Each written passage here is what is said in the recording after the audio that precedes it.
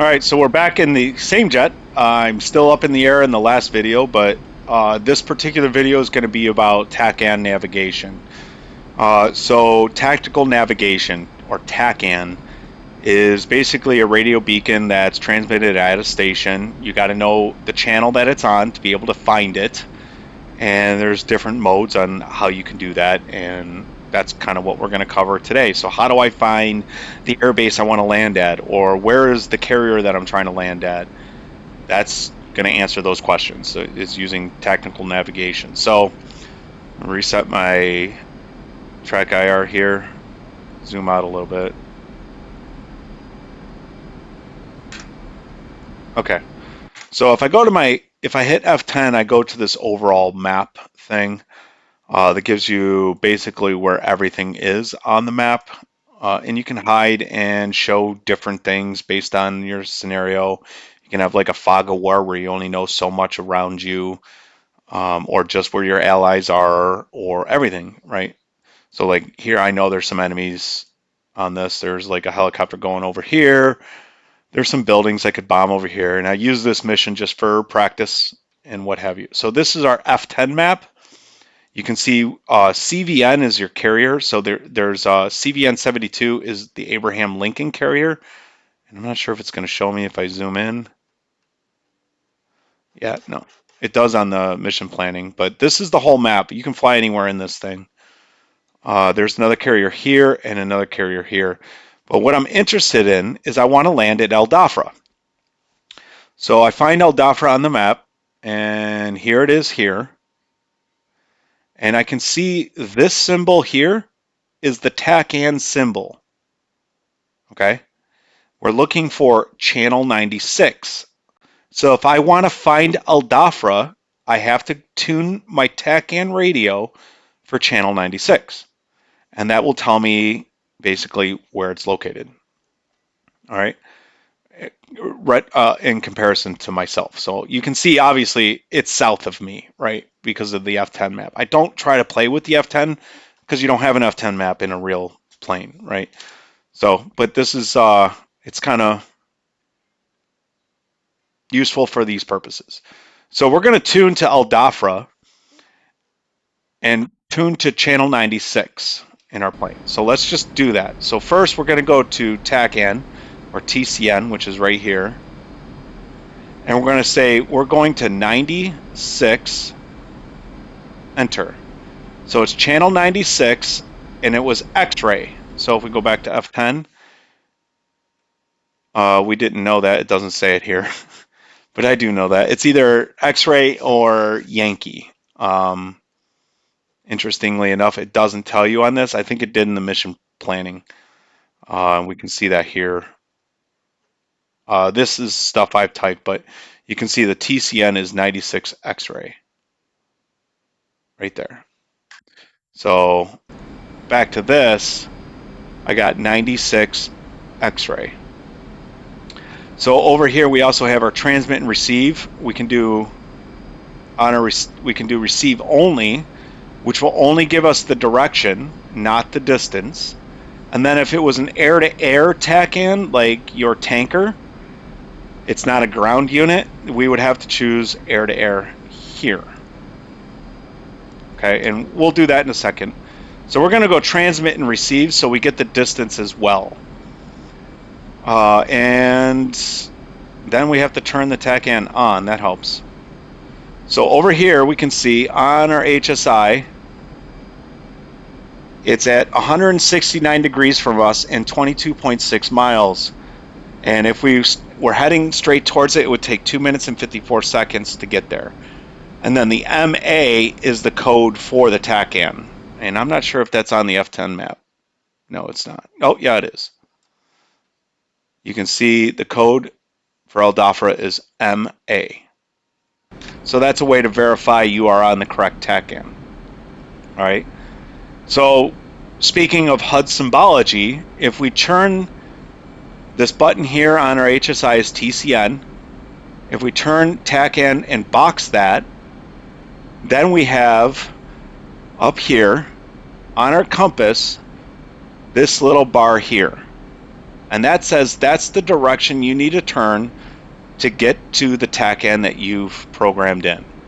So, oh, and then down here, you also see the tack end is 29.8 miles away, and the MA is its code. So let's turn in.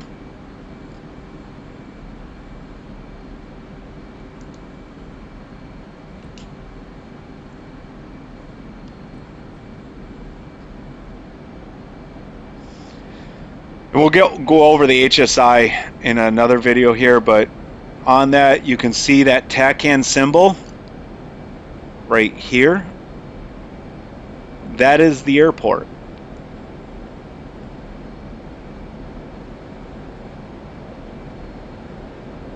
So I'm going full burners here and I'm pulling some G's, just kind of speed this up.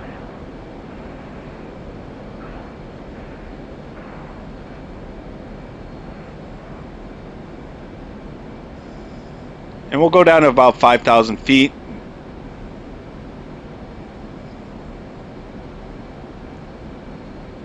Just so we can see the airport a little bit better. And we can see right here our Mach is 0.98, 0.99, and almost. All right, we'll go 10 degrees nose down. Okay, maybe we'll just go 15. Just to get to that Mach.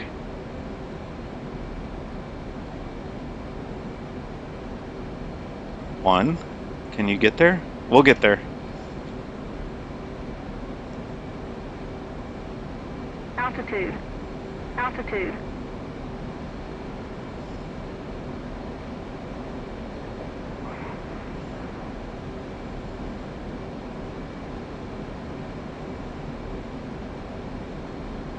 Maybe we won't. Maybe we're too heavy. Do I have... Oh, I got a bunch of bombs and shit. Let me just get rid of that. That'll help with our speed there.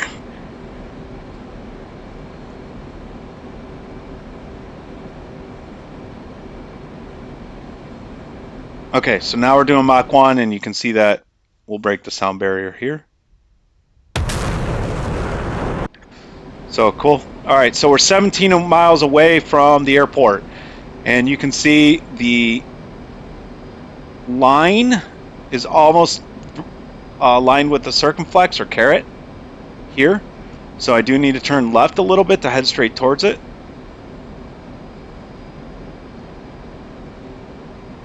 So now I'm heading straight towards it. We're about 5,000 feet too.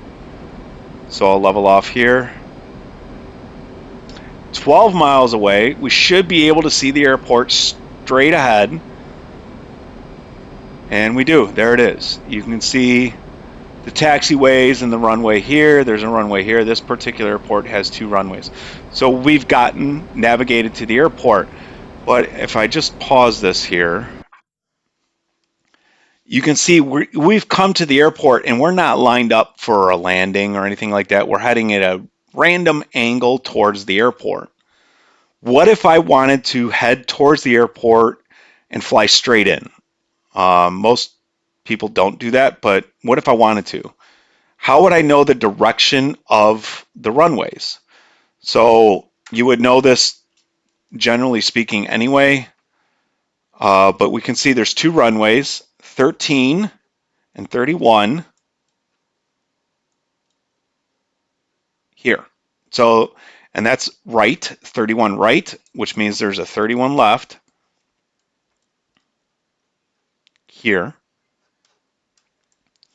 And then probably a 13 right. And this one will be 13 left. So runway numbers, the first 2 digits of its bearing, if you will, is the runway number. So this one is 130 degrees, roughly, give or take. So I didn't mean to do that.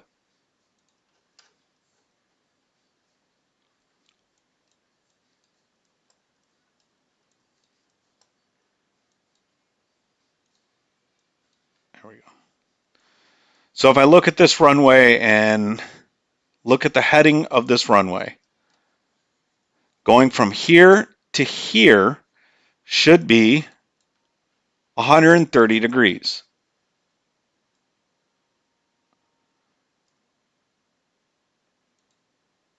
So that says 127. So about 130, right? Obviously, it's not a straight line, but about 130 degrees. Now, if I went the other way,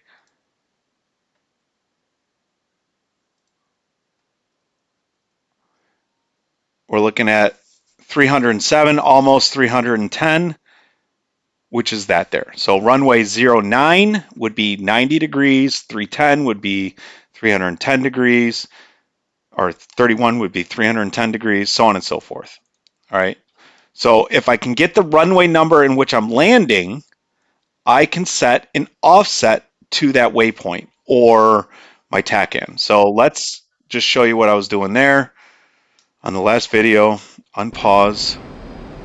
If I go to my air traffic control and I choose El Dafra and I say, hey, I'm inbound. Then we're looking up here.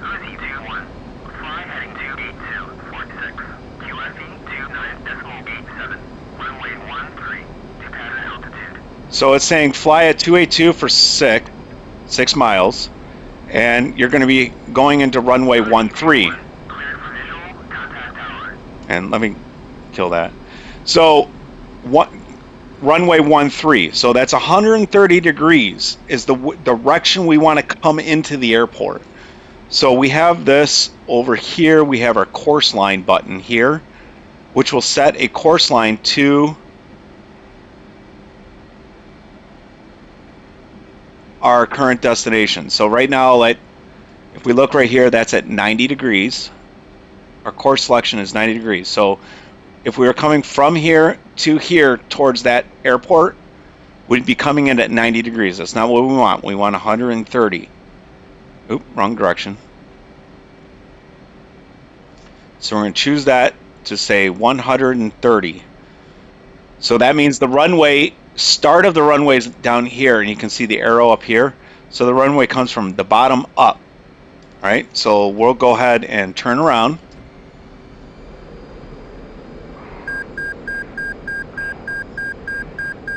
That means I'm stalling, just so you know. I don't really care. Just messing around right now. So there's the runway. At this point, I wouldn't even need the course line. It's just a VFR or visual flight rules, but we'll do it. All right, I'll come off the throttle and start to come down for landing. And on the HUD, this course line here is represented on the HUD. Altitude. You'll notice Altitude. the TACAN button here no longer exists. With that line that says where the airport is, it doesn't exist. But instead, we're having our course line here. And let me just nose up a little bit so I don't crash. So you can see that angle of the line is going from north to south here, from up to down technically. And if I turn,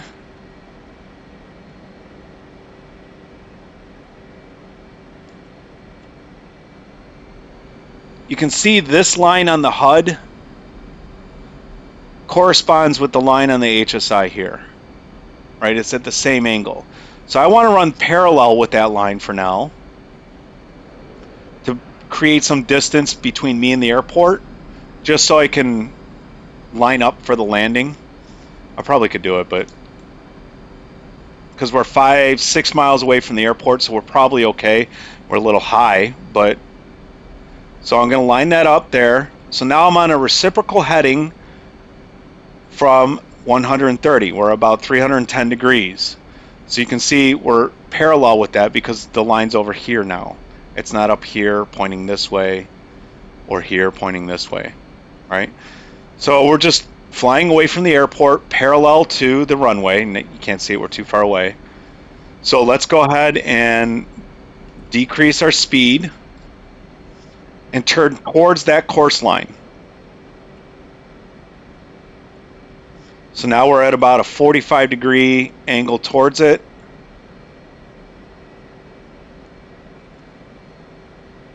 And then 90 degrees almost towards that line. So this would be, now we're heading straight towards that line at 90 degrees, right?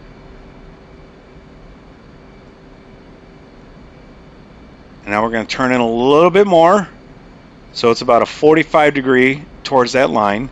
And as you get closer to the line, that arrow will get closer to your velocity vector.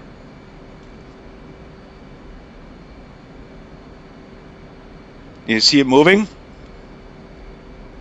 So we're going to line up, and we know we set the course to 130 degrees. So on our compass up here, we know we're close when we're at 130 degrees. So we got a 30 degrees to go. So let's speed up our bank.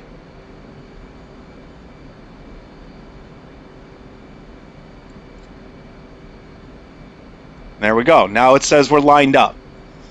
Now TACAN is not ILS, so it's a rough estimate. So now we can see the airport. You can see it there. Now we're coming in at roughly the right spot. Now it's just a minor adjustment, okay? So we're way high because I wasn't really coming in for a landing, but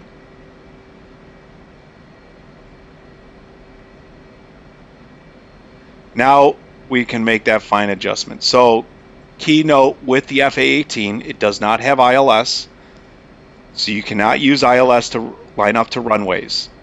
It does have ICLS, or Instrument Landing Carrier System, so you can use that to line up to carriers, but not, that means lower your landing gear, you're going too slow and you're too low to the ground. So I'll just... So that's our TACAN navigation. So I'm going to landing gear up. And we're not landing right now. So then you also have your waypoint navigations. Over here is our waypoint that we've selected. So we can choose waypoint 1, waypoint 2, waypoint 3. This is all done in pre-briefs. But if we wanted to go to waypoint 1, we're not going towards the TACAN anymore. We're going towards a waypoint. Yeah. So we're selected waypoint 1, and you can see on the HSI it's in this direction. And then also here we have our line that says waypoint 1 is in that direction. Also, waypoint 1 is 101 miles away. So if I bank towards it,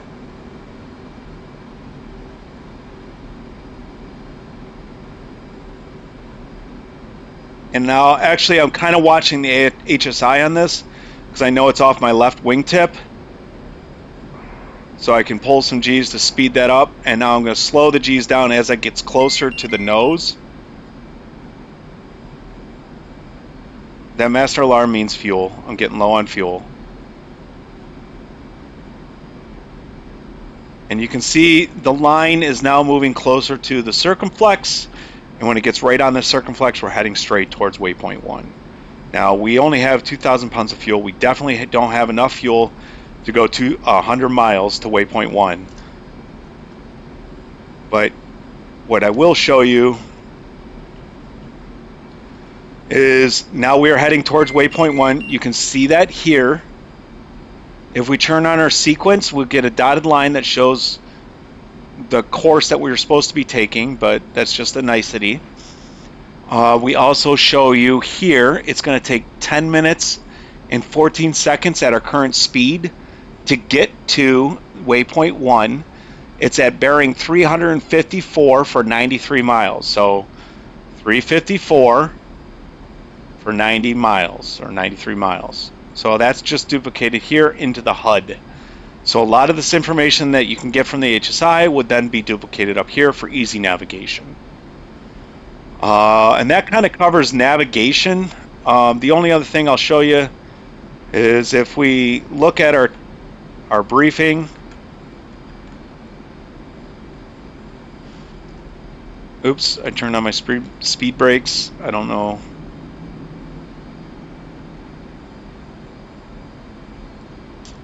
Thought it was Alt B. Okay. If we look at our briefing, we can see we have 3 carriers. The USS Theodore Roosevelt, the Abraham Lincoln, and the George Washington each have their own TACAN frequency. And because this particular jet has ICLS, or Instrument Landing Carrier System, we can tune our ICLS to a specific channel to get needles to show us where we are on the glide slope and flight path and all that other stuff. That's another video, but just that's out there. So if we tune to TACAN 73 X-ray, you can see over here that is the George Washington WSH, and it would take us 18 minutes to get there, and it's at bearing 295 for 157 miles. So if we box TACAN instead of waypoint, we would see it's 157 miles and bearing, what is it? 295. We're almost there, so 295.